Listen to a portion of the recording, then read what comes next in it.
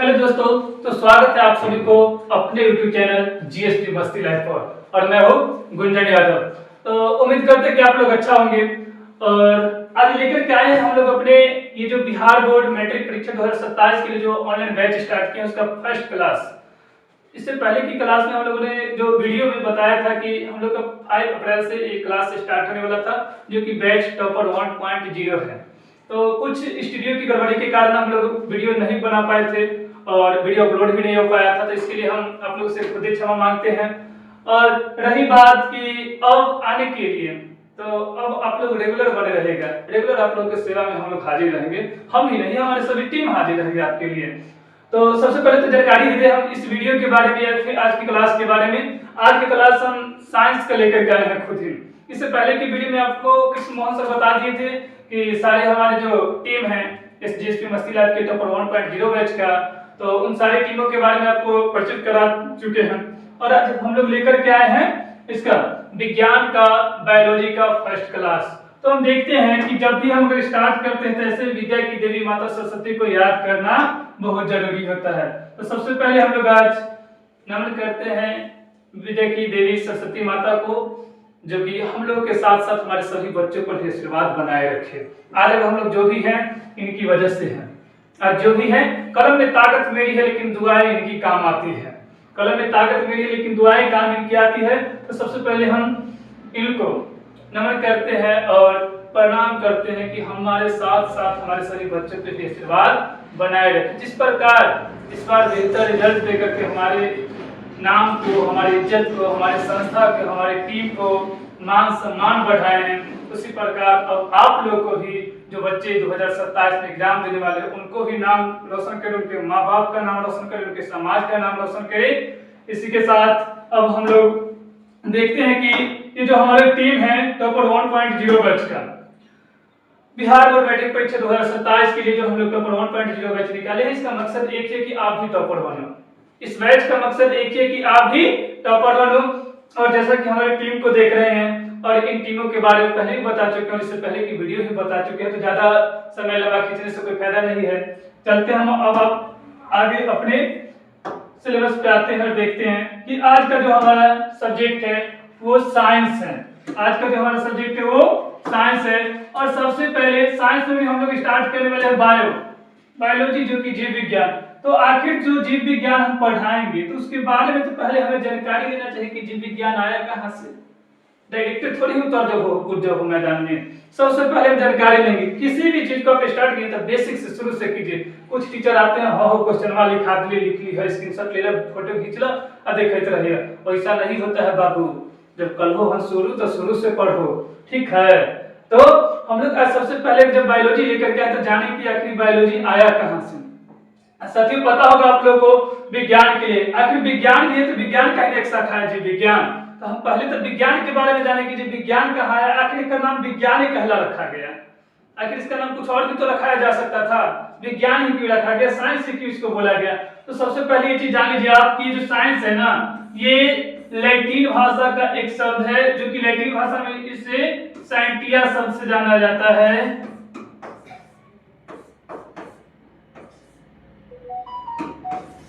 सेंटिया शब्द से जाना जाता है। क्या?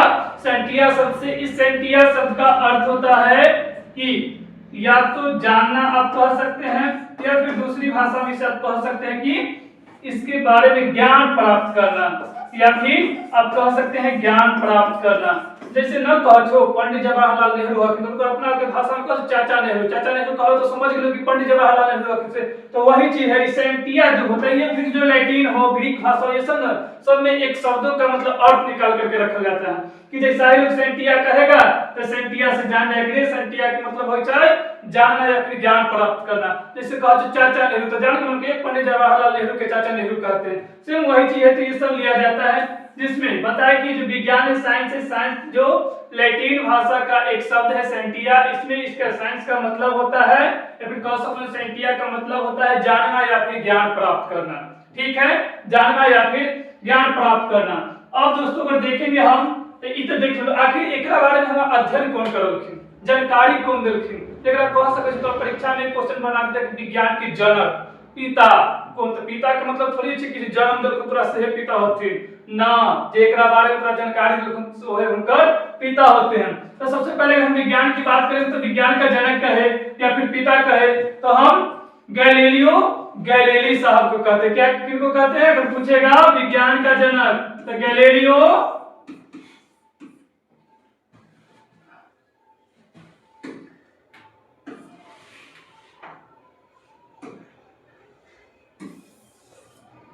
किन्हें कहते हैं?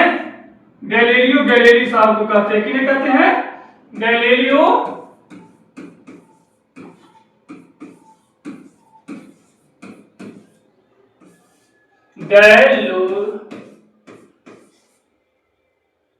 गैलीली होते हैं। ठीक है, तो विज्ञान का जनक अगर पूछा जाएगा तो गैलीलियो गैलीली साहब को कहते हैं। और अब देखेंगे हम कि चलिए आगे जगह कम है, मिटाकर किसी में बताना भी है।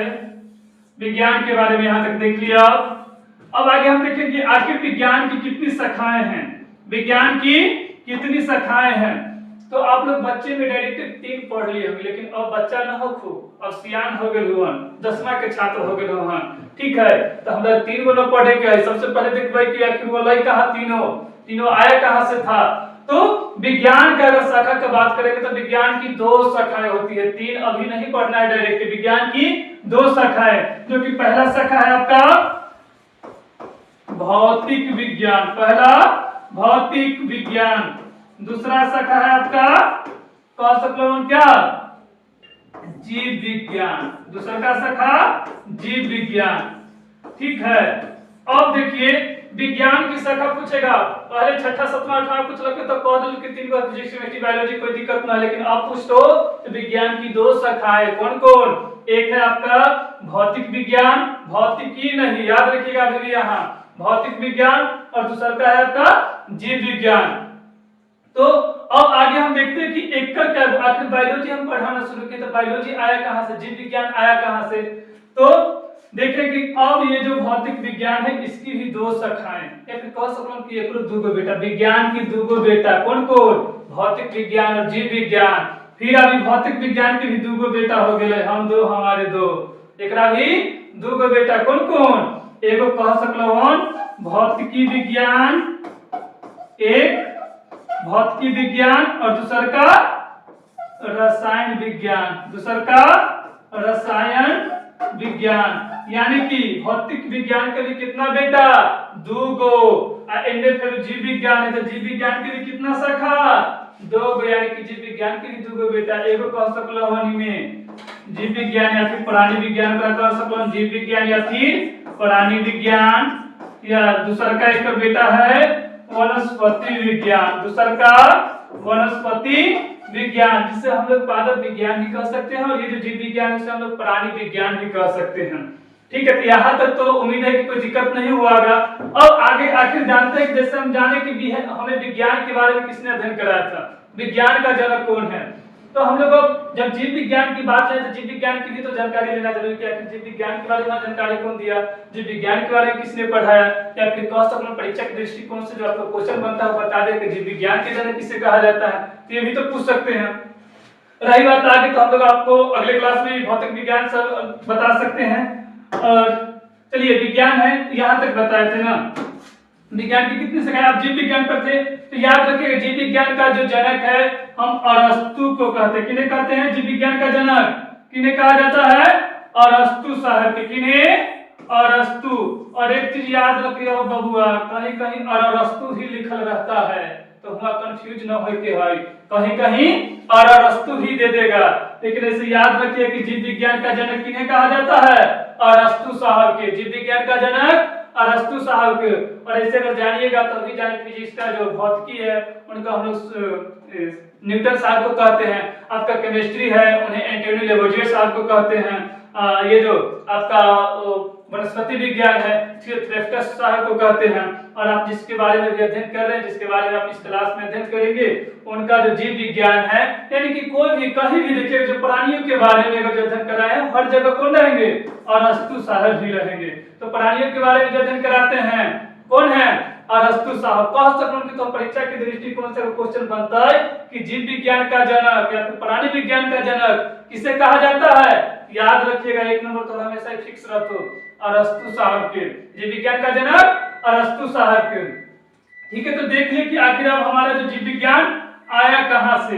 विज्ञान के दुगो बेटा रहे, एगो भौतिक विज्ञान, एगो कौन विज्ञान, जीव विज्ञान। और ओहे में से फिर भौतिक विज्ञान के दुगो बेटा होले, एगो भौतिकी विज्ञान और एगो कौन, रसायन विज्ञान।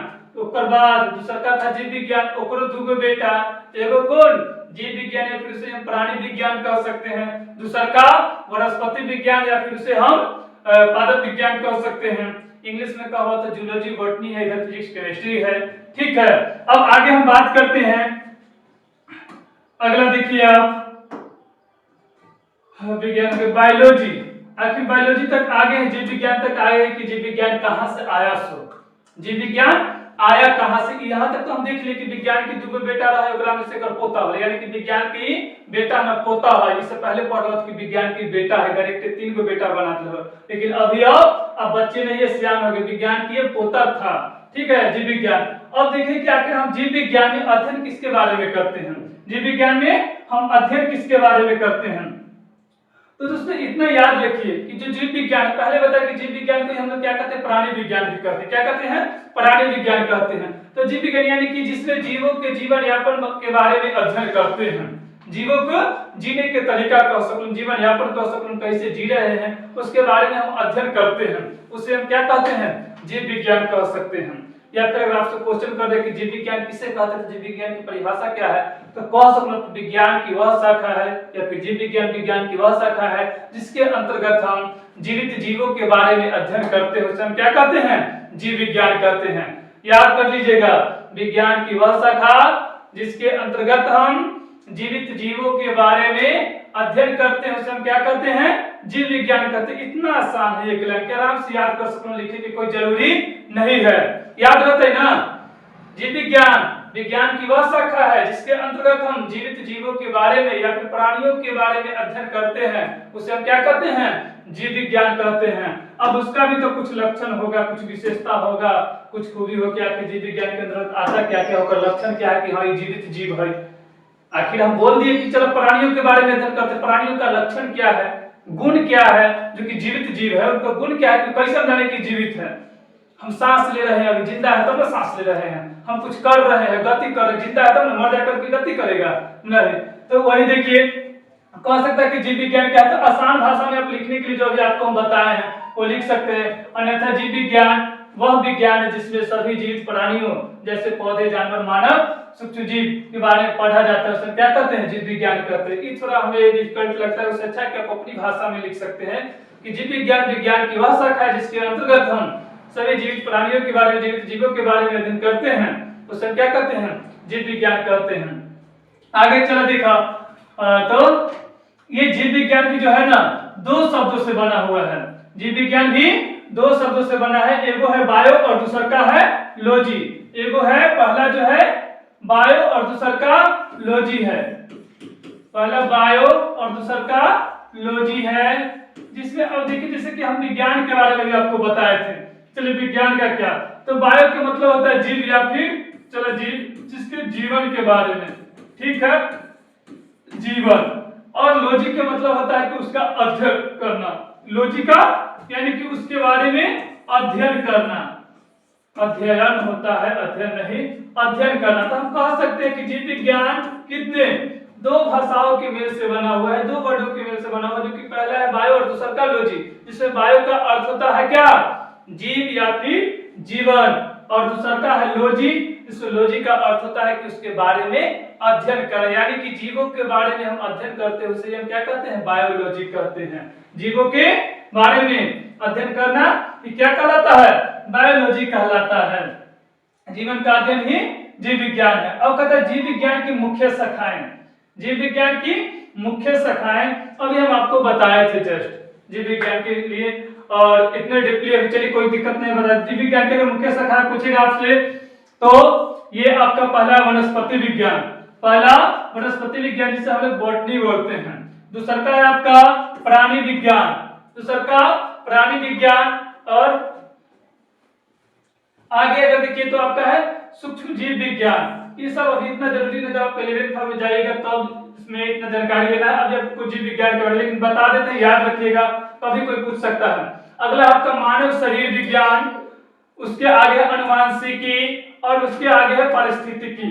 लेकिन आपको अभी इतना अंदर जाना नहीं, जब आप 11th में जाएंगे तो अब इसकी जरूरत पड़ेगा इसके बारे में जानकारी के लिए। अभी आप केवल जीव विज्ञान के बारे में पढ़िए, जीव विज्ञान आखिर आया कहां से, जीव विज्ञान के अंदर हम किस चीज का अध्ययन करते हैं, जीव विज्ञान कहते किसे हैं। ठीक, आगे हम लोग देखेंगे जब अभी आपको 10th में इसका कोई जरूरत भी नहीं है। चलिए आगे हम देखते हैं आखिर जो जीव विज्ञान है, हम बताए कि जीवों के बारे में अध्ययन करें या फिर जीवित प्राणियों के बारे में अध्ययन करें तो हम कैसे जानेंगे कि हम जीवित हैं, उसका कुछ विशेषता होगा जिससे बताया कि अभी हम लिख रहे हैं, पढ़ा रहे हैं, ये हमें जीवित रहने का प्रमाण है। मरा हुआ व्यक्ति को भी पढ़ा नहीं सकता है, कोई श्वसन कर रहा है, सांस ले रहा है, उसका जीवित होने का लक्षण है, कोई गति कर रहा है, उसका जीवित होने का लक्षण है, कोई मतलब मान लीजिए कि भोजन कर रहा है, इससे क्या है, उसका जीवित होने का लक्षण है। तो कहते हैं जीवित प्राणियों की विशेषताएं या फिर गुण कह सकते हैं, जीवित प्राणियों का गुण, जीवित प्राणियों का लक्षण, जीवित प्राणियों का विशेषताएं, तीनों में से कुछ पूछते तो ये थोड़ा यही बतावे के है। ठीक है, चलिए देखिए, सबसे पहला है कि श्वसन यानी कि सांस लेना। आप अगर जीवित है इसका मतलब सांस ले रहे हैं, मर जाए तो कोई सांस लेके हो, मरो घोड़ा घास खाते हैं कहियो ना। ठीक है, तो आगे देखिए तो सरका है पोषण यानी कि भोजन लेना, जेकरा से तू पोषाच्छो हो, न कहे छे कि कुपोषण के शिकार है, भोजन ही ना अच्छा से मिल रही, कुपोषण के शिकार हो लेते यानी कि पोषण, जिससे हम लोग कहते हैं कि भोजन लेना।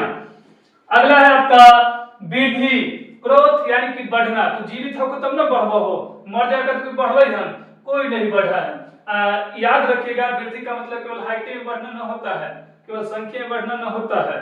ठीक है, उसके गुण के बारे में आगे अध्ययन कराएंगे आपको, वृद्धि के बारे में आगे जाकर के आपको जानिएगा। अभी तक आप अगर देखेंगे इससे पहले की क्लास तो जानेंगे कि केवल सजीव वस्तु ही वृद्धि करता है, लेकिन ना रे बबुआ देखिए बताबो फिर कि निर्जीव वृद्धि करता है से। ठीक है, तो उसके बाद अगला विशेषताएं हैं जीवित प्राणी की प्रजनन यानी कि नए जीव बनाना। जैसे अगर कोई जीव है, कोई प्राणी है तो अपने समान जो संतान उत्पन्न करते हैं, नया जीव बनाते हैं, नए प्राणियों का जन्म देते हैं। ठीक, ये उनके जीवित होने का लक्षण है। कोई मर जाएगा तो जन्म दे सकता है किसी को, कभी नहीं, ऐसा होता तो एक व्यक्ति से कलर सब रहते हैं। उसके बाद अगला है उत्सर्जन यानी कि आप अपने अपशिष्ट पदार्थों को शरीर से बाहर निकालना ही उत्सर्जन कहलाता है। जो आपके शरीर में अपशिष्ट पदार्थ होते हैं उससे क्या आगे बताएंगे इसके बारे में डीपली, अभी केवल आप जान लीजिए। उसके बाद आगे संवेदनशीलता यानी कि महसूस करना, अभी हवा बह रहा है तो हम महसूस कर रहे हैं, कोई आकर के सुइया भोंक दिया तो महसूस हुआ, कोई चींटी काट लिया, बेंच पर बैठा जो कहे सर पीछे से चींटी काट लेलक तो कोई काटलक को तो तोरा में संवेदनशीलता है तब ना महसूस करवान, और न रहते तो महसूस न, कोई जाकर के कर्म भोंक देता रहता ये तोरा कोई महसूस नहीं होता। यानी कि वो जीवित जीवों का, जीवित प्राणियों का ये विशेषता है, ये सारे चीज जीवित प्राणियों में होता है। चलिए आगे हम देखते हैं, उम्मीद है कि यहाँ तक आपको समझने में कोई दिक्कत नहीं होगा। दिक्कत नहीं होगा तो आप डायरेक्ट दिए गए नंबर पर संपर्क कर सकते हैं, मैसेज कीजिए व्हाट्सएप पर, जहां जो दिक्कत है डायरेक्ट कॉल कीजिए, एकदम समझ सकते तक कि हाँ सर ये वाला क्या था सही से समझा दीजिए, कोई दिक्कत नहीं। 24/7 हमेशा आपकी सेवा में हाजिर रहेंगे ये जीएसटी मस्ती लाइफ के सारे टीम। जो भी सब्जेक्ट का जो सर है जो है वो आपको हमेशा, आपको कोई भी डाउट रहेगा क्लियर कराने में हमेशा सहयोगी रहेंगे आपका। ज्वाइन कीजिए आप जीएसटी मस्ती लाइफ टॉपर 1.0 बैच और आप भी टॉपर बनिए। और कौन कहता है कि पढ़ने में मन न लगता है, आइए ना हमारा क्लास में, पढ़ना मजबूरी बना देंगे आपका, कैसे ना पढ़िएगा। ठीक है, आगे चलिए देखिए पोषण, कहता पोषण वह विधि जिससे जीव पोषक तत्वों को ग्रहण कर उनका उपयोग करते हैं पोषण कहलाता है। अब इससे पहले देख लो तो कि पोषक तत्व आखिर क्या है, कह सकते कि पोषण देखिए ना क्या है पोषण। तो पोषण में क्या कहता है कि वह विधि जिससे जीव पोषक तत्वों को, आखिर ये पोषक तत्व होता क्या है, इससे पहले पढ़ेंगे आप 7th में भी 8th में पढ़ेंगे। जो चीज खा करके हम लोग कोई भी चीज खाते, चावल दाल रोटी सब्जी काजू किशमिश कुछ भी खाते, सब हमारा क्या रहता है पोषक तत्व रहता है। वही पोषक तत्व से हम लोग 3-4 चीज है जो कि ग्रहण करते हैं, जैसे कार्बोहाइड्रेट हो गया, वसा हो गया, प्रोटीन हो गया, विटामिन हो गया, ये चीज, यही 4 हम लोग अपने जो भी चीज कुछ भी खाइए, काजू किशमिश बादाम रोटी सब्जी चावल दाल कुछ भी, कहते हैं कि दाल में ये प्रोटीन है, तो ये खाएंगे तो इसमें ये विटामिन रहता है, दूध में ये विटामिन रहता है, ये है। तो सारी चीज यानी कि अगर देखा जाए तो जो चीज हम लोग भोजन के रूप में ग्रहण करते हैं वो सब क्या पोषक तत्व भी कहलाते हैं। पोषक तत्व को ग्रहण कर उनका उपयोग करते हो क्या कहलाता है? पोषण कहलाता है। पोषक तत्व में जो भी वस्तु हम भोजन के रूप में ग्रहण करते हैं सब क्या कहलाता है? पोषक तत्व कहलाता है। चाहे कुछ भी खाइए आप, ये ना कि चला खाली चावल दाल खाली तो पोषक है इसे नहीं, आप कुछ भी खा रहे हैं रोटी सब्जी चावल दाल काजू किशमिश जो भी सब क्या है आपका पोषक तत्व है। तो वह विधि जिससे जीव पोषक तत्वों को ग्रहण कर उनका उपयोग करते हैं क्या कहलाते हैं? पोषण कहलाते हैं, फिर इसे हम पोषण कहते हैं। क्वेश्चन याद रखिएगा, पोषण किसे कहते हैं या फिर पोषण क्या है, कुछ भी पूछ देते, याद रखियो कि वह विधि जिसके द्वारा जो जीव है या फिर जो प्राणी है वो पोषक तत्वों को ग्रहण कर उनका उपयोग करते हैं, पोषण कहलाता है। चलिए आगे देखिए कि जीवों में पोषण मुख्यतः दो विधियों द्वारा होता है। पूछता है कि पोषण कितने विधियों द्वारा होता है या फिर पोषण की कितनी विधि है, तो क्या बताइएगा? जीवों में पोषण मुख्यतः दो विधियों द्वारा होता है, एक है स्वपोषण और दूसरा है परपोषण। एक स्व, पढ़िए समझिए अपने साथ, स्व मतलब खुद, एक स्वपोषण और एक परपोषण, आप किसी और पे आश्रित है, परपोषण। ठीक, जीवों में पोषण कितने विधियों द्वारा संपन्न होता है? दो विधियों द्वारा, पहला स्वपोषण दूसरा का परपोषण। याद रखिएगा जीवों में पोषण कितने विधियों द्वारा? दो विधियों द्वारा। कौन कौन? पहला पूछेगा तो स्वपोषण, दूसरा का पूछेगा तो परपोषण। पहला अगर पूछेगा तो स्वपोषण, दूसरा का अगर पूछेगा तो परपोषण। अब बताइए कि लगभग जो है पेड़ पौधे ही स्वपोषण कर पाते हैं, लेकिन खुद से हम लोग किसी न किसी रूप में एक दूसरे पे आश्रित है पोषण के लिए। कोई ऐसा जीव नहीं है जो कहे कि हम अपनी भोजन स्वयं बना लेते हैं, हम लोग किसी न किसी रूप में एक दूसरे पे आश्रित हैं। आप अगर अनाज भी खाते हैं कुछ भी खाते हैं तो दूसरे के उगाए हुए खाते हैं, मिट्टी पे निर्भर है, मिट्टी से जब फसल उगता है तब जाकर के हम खाते हैं। नहीं कह सकते कि हम खुद पे निर्भर नहीं है, जो मनुष्य है वो कभी नहीं कह सकता कि हम खुद पे निर्भर है। पेड़ पौधे खुद पे निर्भर होते हैं, पेड़ पौधे खुद पे निर्भर होते हैं। तब कुछ कहीं ना स्वपोषण, तो कह सकते हैं कि जैसे स्वपोषण में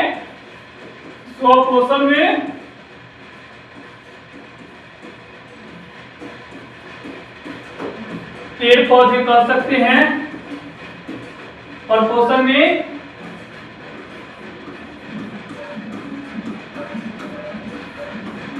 जीव जंतु कर सकते हैं, ठीक ना। और पोषण के लिए अगर पूछेगा तो पेड़ पौधे और स्वपोषण के लिए अगर पूछेगा तो जीव जंतु कर सकते हैं, ठीक है। आगे हम लोग देखते हैं, चलिए देखिए स्वपोषण। अगर कोई आपसे इसके बारे में अगर पूछ दे डिटेल से, ऐसे तो थोड़ा सा हिंट्स के लिए बता दे कि चलिए अगर कोई पूछे कि स्वपोषण किसे कहते हैं, लेकिन बोले हैं कि जब पढ़वा हो तो एकदम तोड़ का समझे के हो, जहां तक क्लास कर लेने पर बीच में कोई पूछता है तो थोड़ा पीछे न हटे के एकदम ताबड़तोड़ जवाब दे के है। चलिए देखिए स्वपोषण, अतः ऐसे जीव जो भोजन के लिए अन्य जीवों पर निर्भर न रहकर अपना भोजन स्वयं संश्लेषित करते हैं, स्वपोषी कहलाते हैं या फिर स्वपोषी कहलाते हैं, ठीक है। जैसे कैक्टस, हरे पौधे, शैवाल, ये सब शैवाल देखे होंगे तो कभी कभी जब खाते ना जो छोटे छोटे बहुत छोटे पाउडर के ऊपर भी आ जाते हैं, ठीक है। हरे पौधे के बारे में हम लोग जानते ही हैं, तो ये सब जो है किसी दूसरे पे आश्रित नहीं है, अपना भोजन स्वयं संश्लेषित कर लेते हैं, स्वयं तैयार कर लेते हैं। और स्वपोषण के लिए पूछा जाए तो कहते हैं ये ऑटोट्रॉफ शब्द की उत्पत्ति दो ग्रीक शब्दों, यानी कि ये जो स्वपोषण है ये ऑटोट्रॉफ ग्रीक भाषा का लिया गया शब्द है। ऑटोट्रॉफ कौन से भाषा का? ग्रीक भाषा का लिया गया शब्द ऑटोट्रॉफ है।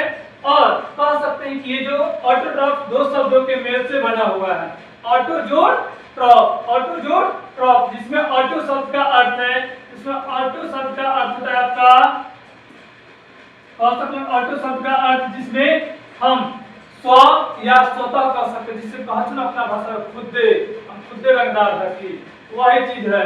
यानी कि जिसमें ऑटो शब्द का अर्थ क्या है? स्व या फिर स्वतः या फिर खुद कह सकला हुआ। और दूसरा का है आपका ड्रॉप का, दूसरा का है ड्रॉप, जिसमें ड्रॉप का अर्थ होता है पोषण, ड्रॉप का स्वपोषण। ये भी किससे? ग्रीक भाषा का लिया गया शब्द ऑटोट्रॉफ से, जिसमें ऑटो का मतलब स्व, स्वयं, खुद, और ट्रॉफ का मतलब पोषण, यानी कि आप खुद अपना पोषण कर रहे हैं, स्वयं अपना पोषण कर रहे हैं, या फिर स्व अपना पोषण कर रहे हैं। इसे हम क्या कहते हैं? स्व पोषण कहते हैं।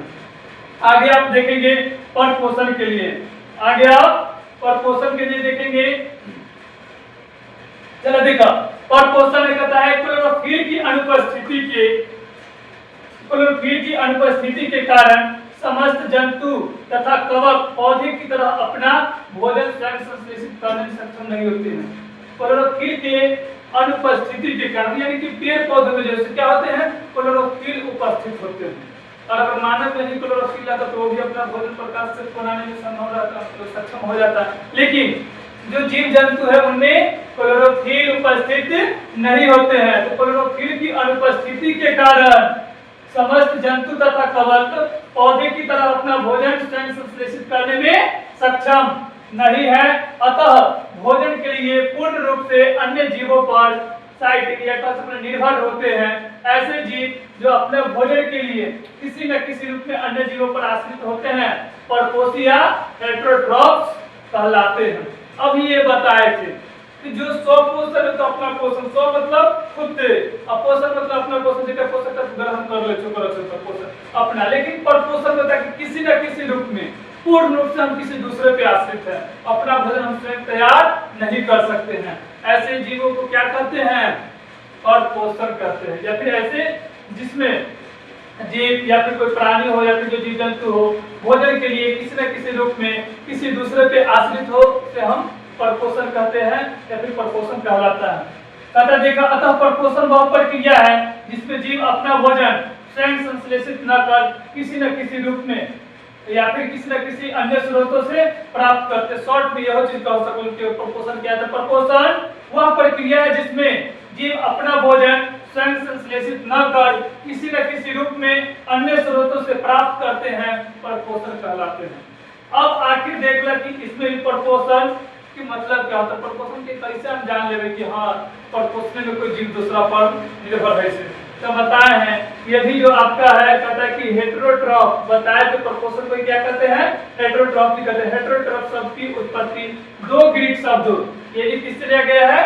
ग्रीक भाषा का शब्द है। दो ग्रीक शब्दों हेटेरो और ट्रॉफ के मेल से हुई है। हेटेरो और ट्रॉफ के मेल से हुई है। इसमें हेटेरो का अर्थ है विषम, भिन्न या पर, जिसमें हेटेरो का शब्द है विषम, भिन्न या पर, यानी कि किसी अन्य पर, भिन्न पर, अलग अलग, ठीक है। तथा ट्रॉफ शब्द का अर्थ पोषण होता है, यानी कि आप किसी दूसरे पर, अन्य पर निर्भर है। पोषण कथी? यहाँ ट्रॉफ का पोषण होता है, तो किसी अन्य पर पोषण के लिए आश्रित है। कह सकते हैं कि ट्रॉफ शब्द का अर्थ पोषण होता है, तो यानी कि आप किसी अन्य पर पोषण के लिए आश्रित है, उसमें क्या कहलाता है? परपोषण कहलाता है। क्या कहलाता है? परपोषण कहलाता है।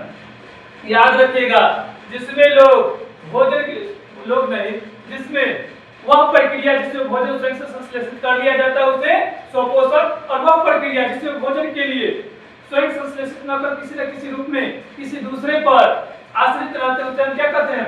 परपोषण कहते हैं। अब आपको कहबो कि परपोषण कला कहता है। देख लो परपोषण ग्रीक भाषा के शब्द से लिया गया हेटेरो और ट्रॉफ के मेल से बना हुआ है, जिसे हम हेटेरोट्रॉफ कहते हैं। इसमें हेटेरो का शब्द अर्थ है अन्य, विभिन्न या किसी और पर कह सकते हैं, दूसरे पर कह सकते हैं, पर कह सकते हैं, और ट्रॉफ का पोषण होता है। तो किसी दूसरे पर जो निर्भर रहता है पोषण के लिए उसे हम क्या कहते हैं? परपोषण कहते हैं। और जो खुद से अपना भोजन स्वयं संश्लेषित कर लेते उसे जो हम अभी परपोषण तक आप लोगों को बताए हैं। अगले वीडियो में आप लोगों को परपोषण के प्रकार के बारे में अध्ययन कराएंगे, और आप लोग बने रहिएगा, लगातार आपका क्लास रेगुलर चलेगा, और इंतजार कीजिए अगले वीडियो का। तब तक के लिए धन्यवाद। फिर मिलते हैं अगले वीडियो में, जिसमें हम लोग शुरुआत करेंगे परपोषण के प्रकार से, यानी कि जो परपोषण है कितने विधियों द्वारा संपन्न होता है, वो भी कितने प्रकारों द्वारा होता है, परपोषण के कितने प्रकार हैं, इसके बारे में हम अगले क्लास में अध्ययन करेंगे। तब तक के लिए धन्यवाद। लगे रहिएगा, जुड़े रहिएगा हमारे जीएसटी मस्ती लाइफ का 1.0 बैच से, और मेरा वादा है तब पर आप भी बनिएगा। धन्यवाद।